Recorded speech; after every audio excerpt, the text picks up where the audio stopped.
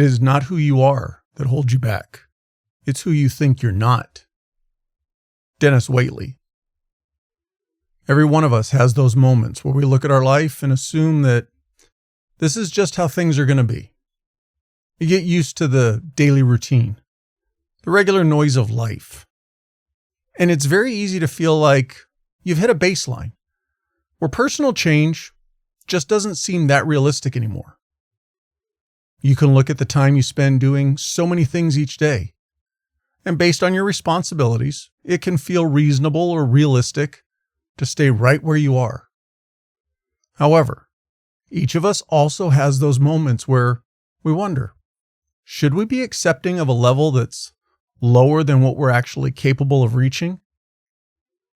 But here's the aspect you can't avoid. Where you are today isn't the end of your race. It could just be the point where you've stopped challenging yourself. If you want a different outcome, whether it's in your career, your relationships, or your health, that objective is within your reach. But you have to accept that the responsibility is on you to achieve any of them.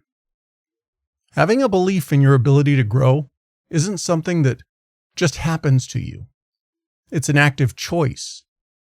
And if you don't believe you can achieve what you want, you've already failed before you ever take a single step. Those things we want most always come with a price tag, which is commitment and personal sacrifice. On the other hand, it's in our nature to blame everything going on around us when things aren't progressing the way we want. The demands on our time, yes, they are real. The pressures of responsibilities are constant. And we can feel like there's an external reason for why we're stalled out. But if you keep waiting for your environment to give you permission to change, you might as well pack a lunch because you're going to be waiting a while. Real evolution starts when you stop looking out the window for excuses and start looking in the mirror for answers.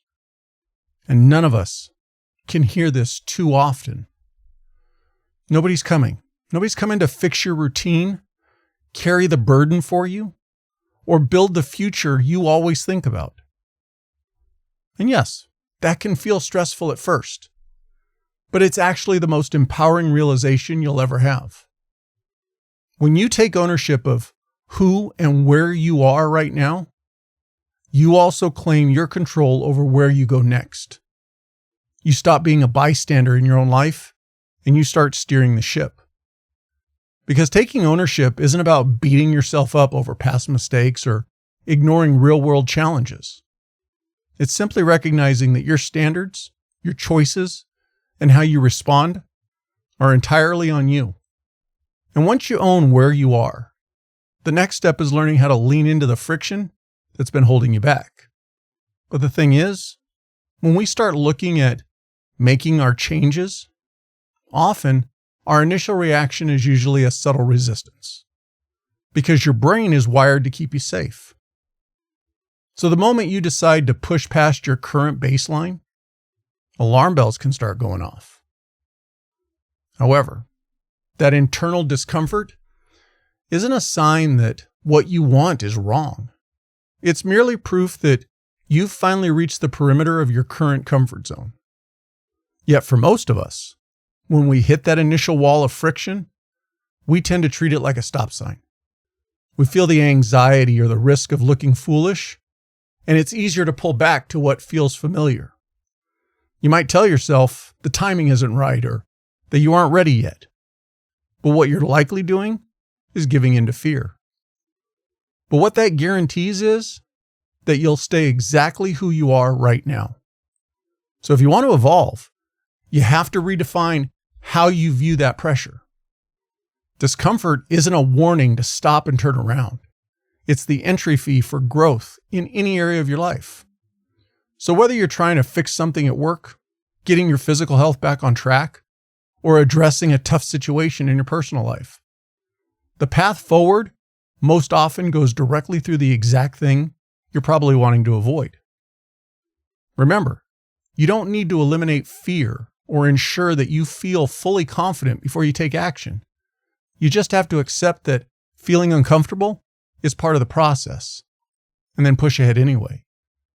Moving through that friction is what builds your strength, but it also brings you face to face with the hardest part of change, letting go of the old version of yourself that you've gotten so used to. However, the reality that most of us don't like to talk about is evolving means leaving a former version of yourself behind. You can treat self-improvement like adding a new skill to who you already are, like doing an update on an app. But real progress requires you not only to delete the old programs, you have to let go of the habits, the self-talk that's usually probably negative, and the comfort zone that defines the person you want to move away from. That process creates a very real internal friction. You're essentially giving up an identity that feels familiar and keeps you feeling safe, even if it's what's keeping you stagnant. It can feel like you're losing your footing because what you've been accepting is no longer the path to where you're wanting to go. You might even feel a sense of hesitation about stepping away from an old pattern, especially when the people around you expect you to stay the same. But that friction is just the natural tension that happens when your current actions outgrow your past operational methods. But when you hold on to an outdated version of yourself, just because it keeps you comfortable, that's one of the fastest ways to cap your potential. You can't build a higher standard on top of an identity designed to keep you small. And upgrading your life means you have to be willing to tolerate the temporary awkwardness of being a beginner again. You have to trade the security of who you were for the possibility of who you can become. Then, once you accept that shedding the past is necessary, you can start looking at how real belief is actually built. Now, it's easy to think that having belief is something you have to feel deep down in your chest before you'll attempt anything difficult. You hope that you'll magically convince yourself that you're ready.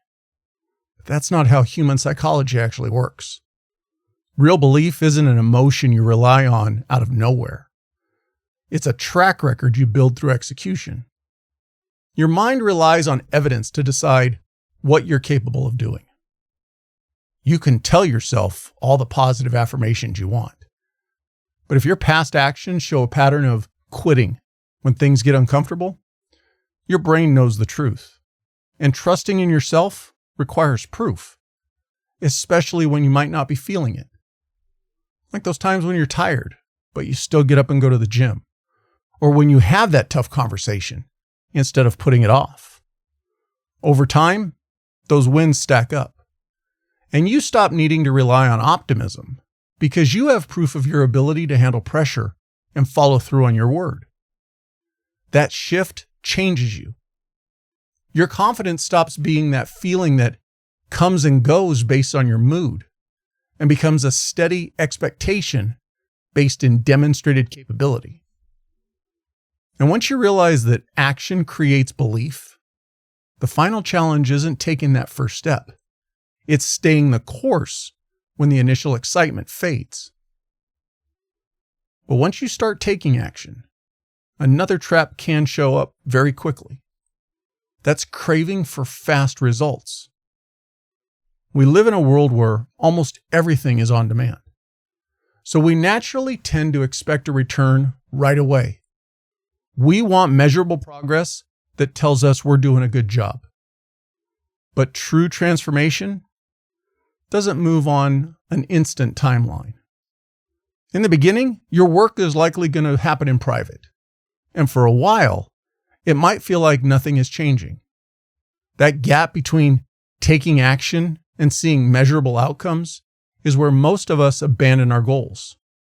And unfortunately, it can also be an easy point to quit right before the real momentum starts to build. But tolerating that unrewarded effort requires a different kind of discipline. You have to learn to detach yourself from instant validation and find satisfaction in your grind, and then trusting that the cumulative impact will say more than your words ever will. So when you stop expecting quick fixes, you build an endurance and the grit to stay the course long after the novelty wears off. And that consistency is what carries you to the point where everything you do finally converges.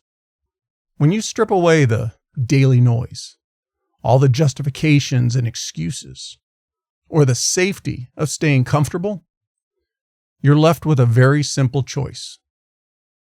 You can continue to view who you are today as the pinnacle of your potential, or you can start treating it as the starting point for getting better. However, that gap between where you are and where you want to be, it isn't filled with magic, luck, or waiting for perfect circumstances. It's filled with the daily choices to hold yourself to a higher standard when it would be much easier to settle.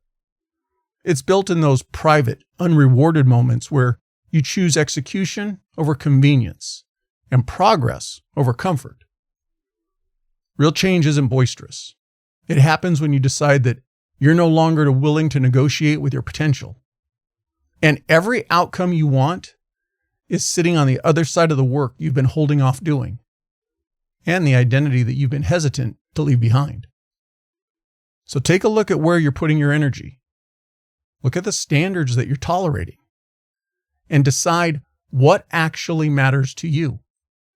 Because the standard you accept today is the trajectory you walk tomorrow. As always, thanks for spending a few minutes with me. Until next time, stay sharp, stay grounded, and keep showing up.